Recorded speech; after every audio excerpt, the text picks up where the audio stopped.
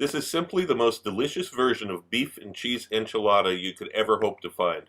Parts of this recipe are exactly as the dish has been prepared at El Coyote in Hollywood since the 1920s. This is spicier than they make it, and I am using beef instead of pork, and I made a couple of other modifications to enhance the quality, but essentially the flavor is the same as their most famous dish, Enchiladas Howard, named after their first regular customer nearly a century ago. Just to show you what I'm starting with, I'm using beef. I prefer beef to pork in this, even though pork is slightly more traditional. I think beef is better. I'm using brisket. This is cut along the side of the cow. It's quite tough, but it's packed with flavor because this muscle does a lot of work. So I'm going to cube this up, and then we'll begin the seasoning mix. Now that the beef brisket has been cut into about 1-inch cubes, we can move on to the seasoning mix. I'm going to go through the seasonings first that are going to be ground. I have the 2 dried green serrano chilies I dried myself, 2 red serrano chilies I dried myself. If you've read my cookbook, you know how much emphasis I place on drying your own, making your own. Taste will be far, far better. Over here, we have a tablespoon of cumin seeds, tablespoon of oregano dried, 1 1/4 teaspoons of coarse salt, about a teaspoon. I'm using Kashmiri chili. This is normally an Indian ingredient because I can't get dried chili darbal here. If I could get chili darbal, then that's what I would use, but this is a good substitute.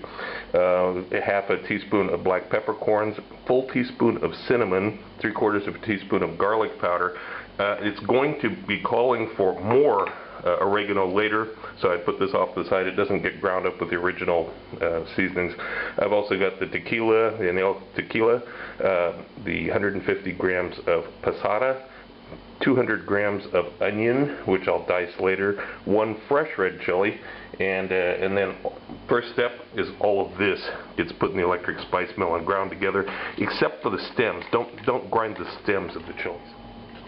I'll get that all loaded up. Grind it to a powder. Now, this is a mighty potent spice mixture. Let me tell you, you can really smell this. So I put it in here, mix it around with the meat, mix it thoroughly.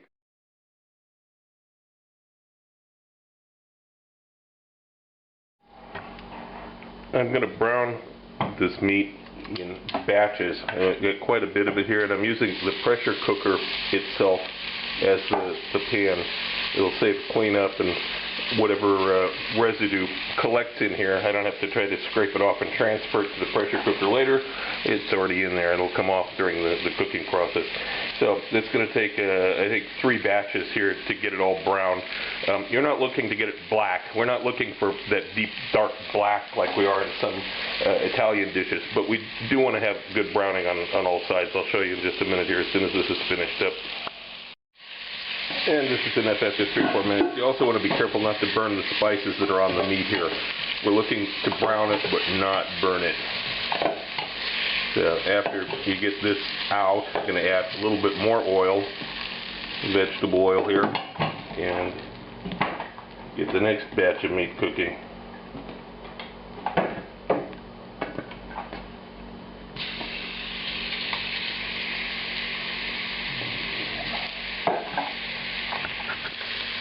While this is browning, you dice up the onion, peel the garlic, and I'm going to give the garlic a coarse chop here in just a minute. Finally, we've got the meat browned like this. Let's see what it looks like. And it's got lots of fond on the bottom. We add that last batch of oil and begin cooking the onions.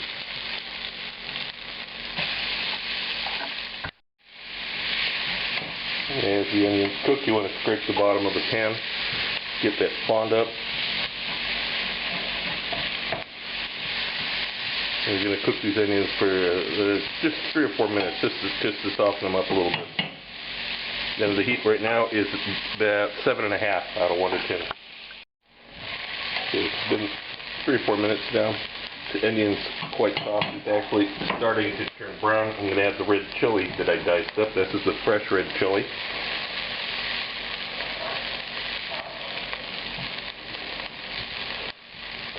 Cook this for about a minute.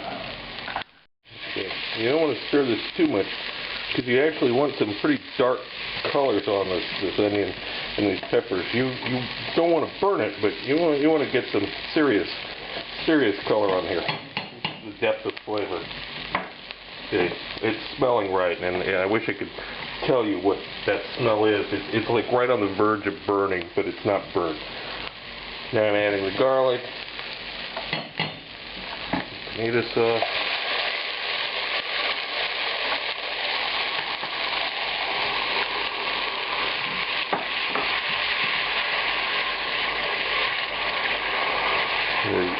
let this cook down just a little bit. Well, more than a little bit. We'll want this to get fairly thick before we continue. It's been 3 or 4 more minutes now. The heat's still at 7.5. You can see there's no real liquid tomato anymore. Now I'm going to add the tequila in, the rest of the oregano, and then the meat back in, along with whatever juices ran off the meat.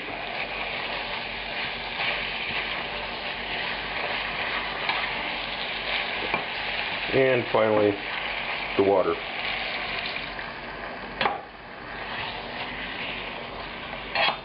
Okay, give it a good stir here, make sure everything's fairly well distributed. And there's a little bit more oregano left there. Okay, now I'm going to put the lid on this pressure cooker, get it up to pressure, and then let it go for about 2 hours on very low setting.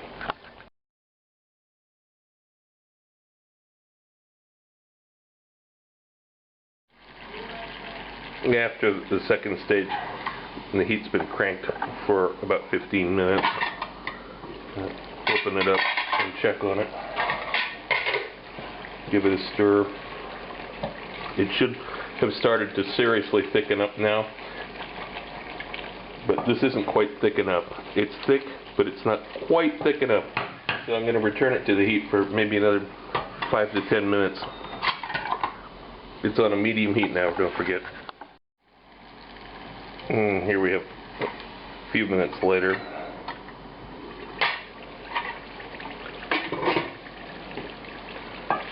Okay, this is looking pretty good. It's starting to get real thick here. So yeah, it's starting to be like gel-like, which is what you want. So now I'm going to kill the heat and just leave it open to the air. Let it cool off to room temperature a little bit here.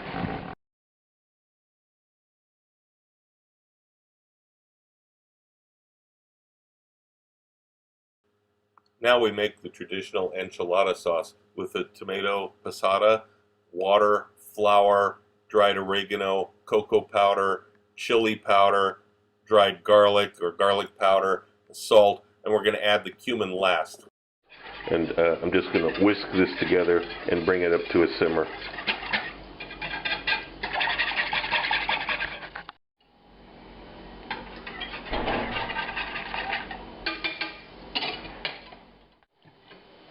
After 30 to 40 minutes of simmering, the whiskey and cumin, I'm using freshly ground cumin.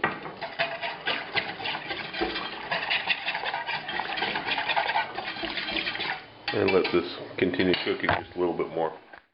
Whether you're going to use it right away or you're going to save it for a day or two, bottle it and dilute it to where this weighs 600 grams. Then you'll have the right consistency.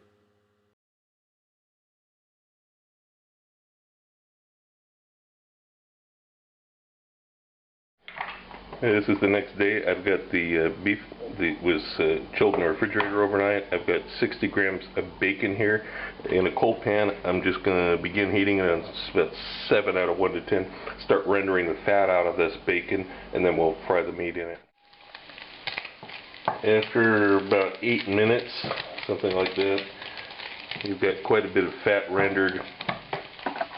Now I'm going to add meat.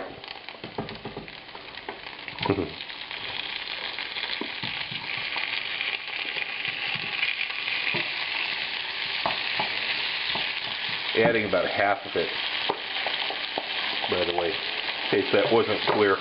We're not doing all of it at once. There's not enough room in the pan, and this isn't enough bacon for all of it.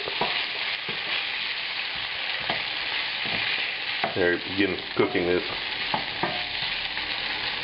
You want to brown it nicely. Get some caramel flavors going here. About 5 or 6 minutes go by, and you start getting some of that really dark mahogany colors on here. Now you're ready. Now I'm going to transfer this to a bowl. And then right into this pan is going to go the enchilada sauce. You don't have to worry about wiping the pan out. Put some of the enchilada sauce here.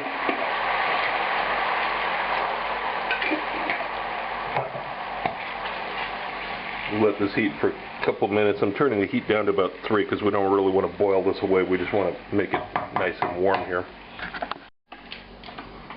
Okay, now we have the sauce. I'm putting the tortilla down in it. Transfer this to a plate. And some chopped onions down on it. I have a mixture here that I made ahead of time of grated a cheese called Kostomskoye. It's a Russian cheese similar to Monterey Jack, and some cubed cheddar.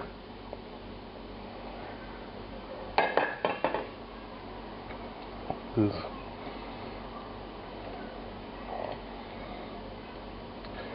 then this is going to get put into a baking dish here.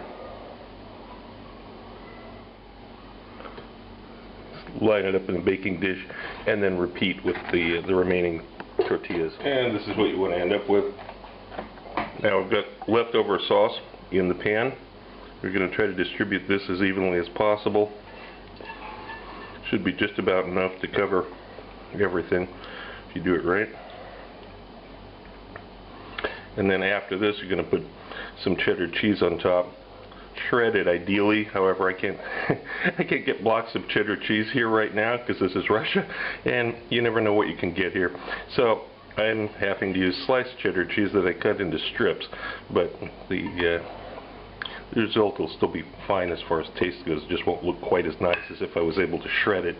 Okay, don't worry about this too much because as it cooks the sauce is going to even out and it melts. And here's what it looks like just before it goes into the oven. Oven's preheating right now. Now you could put cling film over this, refrigerate it, and store it for a while if you wanted to make this fresh later on for guests. In this case I'm doing it right now. There's no need to refrigerate it, but if you want to, you can.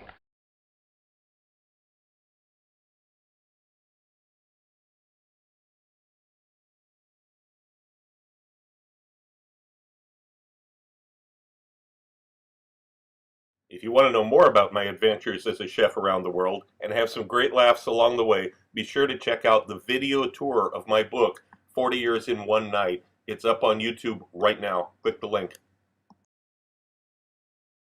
If you like my videos, look for my cookbook, now available through Amazon, Barnes & Noble, and other internet bookseller sites. Also look for my cocktail book, Cocktails of the South Pacific and Beyond, Advanced Mixology, available through Amazon online.